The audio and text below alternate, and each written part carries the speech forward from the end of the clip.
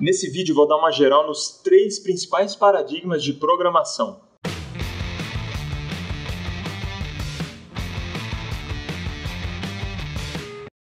E aí galera, beleza?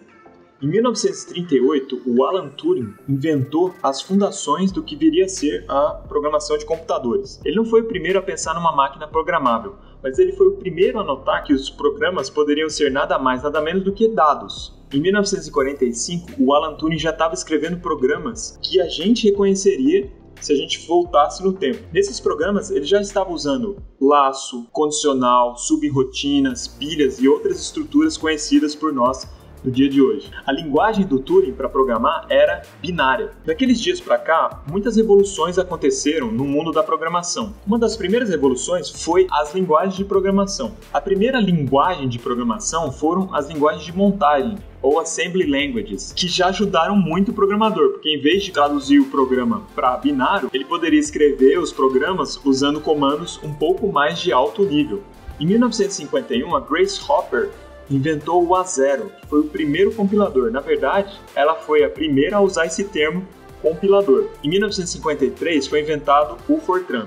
E depois disso vieram o COBOL, o PL1, o Snowball, Pascal, C, C++, Java, ad infinitum.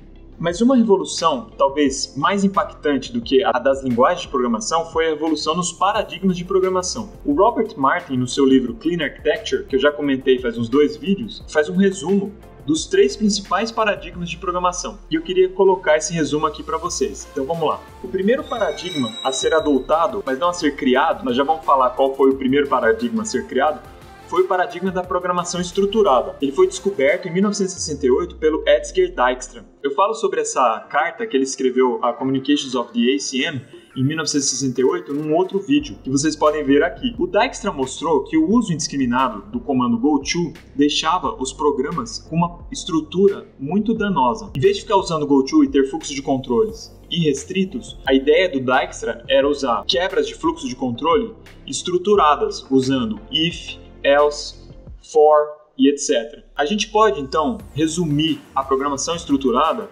como sendo uma disciplina no uso do fluxo de controle. A programação estruturada pode ser, então, resumida como a imposição de uma disciplina na transferência do controle direto. O segundo paradigma a ser adotado, mas o primeiro a ser criado, foi o paradigma da programação orientada a objetos. Ele foi descoberto pelo Dow e Nygaard em 1966, ou seja, 2 anos antes do Dijkstra descobrir a programação estruturada. Esses 2 programadores perceberam que você poderia ter variáveis locais que na verdade seriam variáveis de instância, funções aninhadas a essas variáveis, que seriam os métodos, e funções construtoras que inicializassem essas variáveis. Isso levou invariavelmente à descoberta do polimorfismo, que segundo o Uncle Bob é a essência da programação orientada a objetos. No polimorfismo você tem funções de mesmo nome com comportamentos diferentes. Mas o problema é que antes das linguagens orientadas a objetos, você tinha ponteiros para as funções e você tinha que atribuir as funções corretas aos ponteiros para que essas funções fossem corretamente executadas. Então, a programação orientada a objetos impôs uma disciplina no uso de ponteiros de funções. O terceiro paradigma de programação é a programação funcional, que é um resultado direto do trabalho do Alonzo Church em 1936, que ele inventou o cálculo lambda. O cálculo lambda é o fundamento da linguagem Lisp, que foi inventada em 1958 por John McCarthy. Uma noção fundamental do cálculo lambda é a imutabilidade.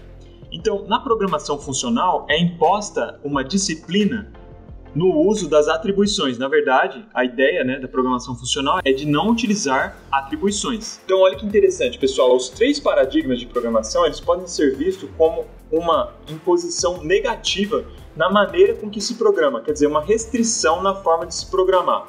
No caso da programação estruturada, a gente retirou os gotos, a gente retirou o comando goto, que permitia a transferência de controle indiscriminada. Na programação orientada a objetos, a gente retirou a ideia de ponteiros para funções, que realmente deixavam os programas complicados de se entender e muitos erros poderiam vir da incorreta atribuição desses ponteiros de função. E no terceiro paradigma de programação, que é a programação funcional, foi retirada a atribuição. Então, de acordo com o Uncle Bob, olha só que interessante, provavelmente não haverá nenhum outro tipo de paradigma de programação depois desses três, que são fundamentais. Por quê? Basicamente não tem mais nada para tirar. Você já tirou os goTo, você já tirou o uso de ponteiros para função e você já tirou a atribuição. Outra evidência de que não haverá nenhum paradigma de programação tão fundamental quanto esses é que os três foram inventados entre 1958 e 1968.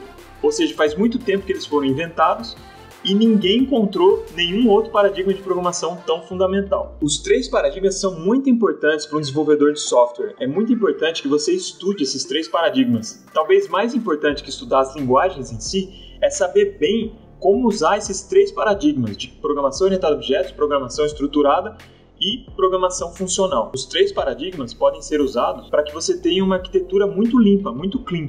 O polimorfismo pode ser usado na comunicação entre as camadas da arquitetura, sem que haja dependência das camadas mais interiores para as camadas mais exteriores. A programação funcional impõe uma disciplina na localização e no acesso aos dados. E a programação estruturada é usada como base para desenvolver os algoritmos que estarão dentro dos módulos. Então era isso, pessoal. Só um resuminho aí dos três principais paradigmas de programação, como o Uncle Bob vê eles, e me parece muito interessante esse tipo de visão de paradigma como restrição da forma com que você programa, e vale a pena dar uma estudada nesses três paradigmas. Então era isso, pessoal. Fiquem com Deus e até o próximo vídeo.